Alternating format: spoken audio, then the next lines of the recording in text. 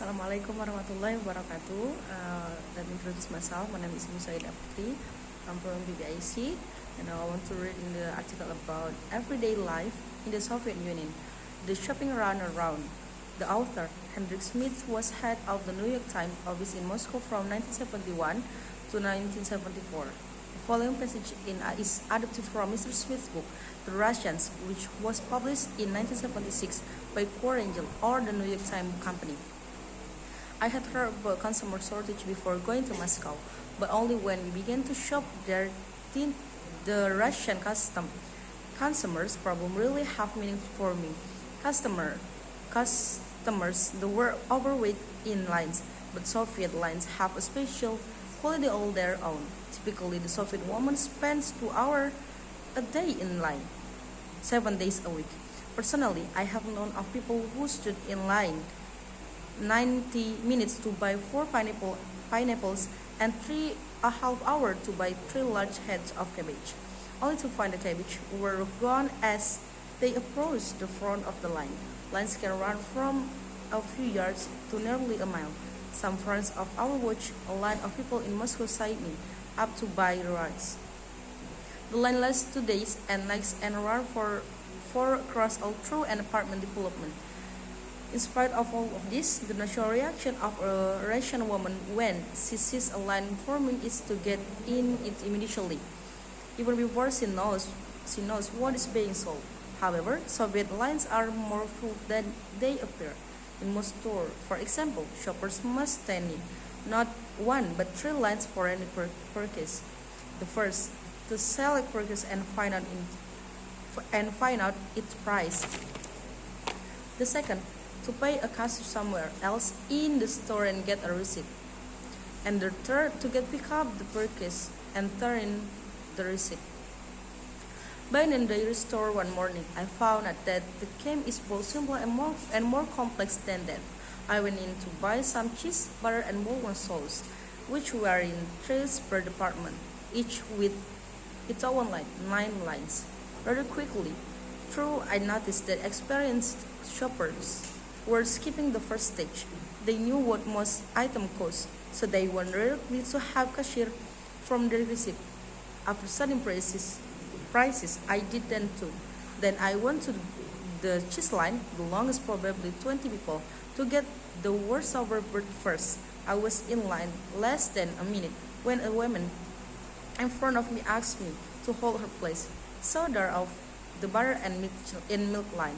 The cheese line was moving so slowly that she got her butter and milk and returned before we had advanced 3 feet.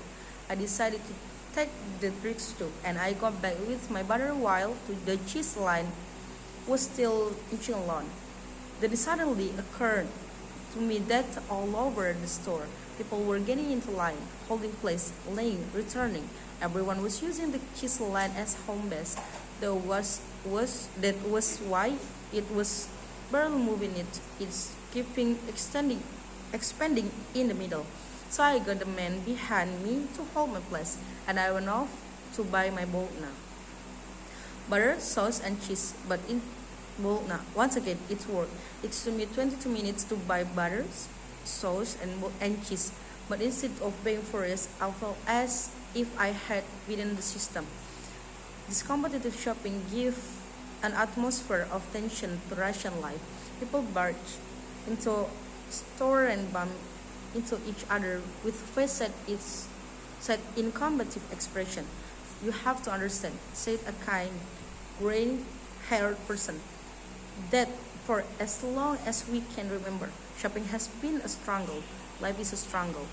There is hardly any effective advertising to help shoppers.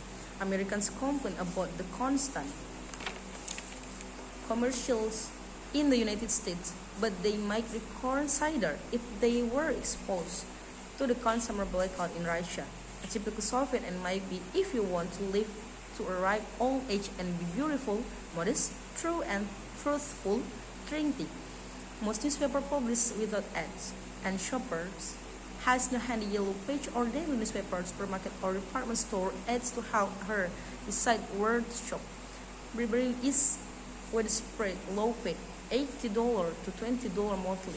Sales clerks take a portion of attractive items and sell them secretly to regular customers who have either left a brief in advance or can be counted on to pay a high price on delivery, 10 to 15 rubles. On a 60 rubles raincoat in standard in 1976, the ruble was equivalent to 1.32 dollar. So common is this practice that the Soviet press is always complaining about it, but it doesn't do any good. Crocodile, the Soviet humor magazine, once saw a department store employee promising some newly arrived item to the customer. In the leather goods department, 500 imported women's purses have been received. 450 of them have been bought by store employees. 49 are under the counter and have been ordered in advance for friends. One purse is in the display window. We invite you to visit the leather department to buy this purse. I think only that. I say thank you. Wassalamualaikum warahmatullahi wabarakatuh.